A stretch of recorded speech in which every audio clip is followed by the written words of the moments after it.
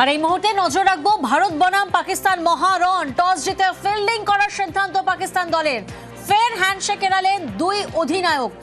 অত্যন্ত ইঙ্গিতপূর্ণ। ইরান প্রতিনিধি আমাদের সঙ্গে রয়েছেন, সরাসরি ইরানের থেকে জানবো। ইরান, এশিয়া কাপের পর টি-20 বিশ্বকাপ হ্যান্ডশেকে না ভারতীয় দলের।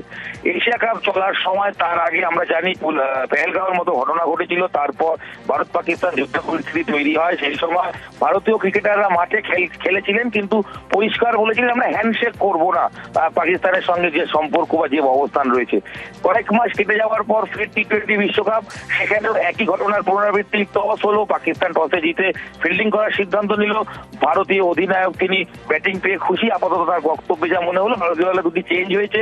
সুস্থ হয়ে ওপেনার অভিষেক শর্মা ফিরেছেন দলে, এবং অবশ্যই কুলদীপ যাদব অতিরিক্ত স্পিনার নেওয়া হয়েছে হরদীপ সিং এর জায়গায়। এই দুটি পরিবর্তন হয়েছে। এবং টস বক্তব্যের পর সাধারণত আমরা যেটা দেখে থাকি, টসে যে জিতুক না কেন দুটি ক্যাপ্টেন হ্যান্ডশেক করে, বাকি সাধারণত যে কোনো ম্যাচে। কিন্তু এক্ষেত্রেও ঠিক একই এশিয়া কাপের ঘটনার পুনরাবৃত্তি। ভারত অধিনায়ক সূর্যকুমার যাদব কোন রকম হ্যান্ডশেকের দিকে এগোলেনই না। গতকাল তিনি বলেছিলেন ওয়েট অ্যান্ড ওয়াচ, সাসপেন্স বজায় থাকুক, হ্যান্ডশেক হবে কি হবে না আপনারা 24 ঘন্টা পরই দেখতে পাবেন। 24 ঘন্টা পর দেখা গেল ভারত নিজের অবস্থানে স্পষ্ট রয়েছে। পাকিস্তানের সঙ্গে ক্রিকেট হবে, কিন্তু কোন রকম হ্যান্ডশেক করা হবে না। সেই বার্তা আরো একবার প্রতিবাদের বার্তা স্পষ্ট হয়ে গেল ক্রিকেট মাঠে।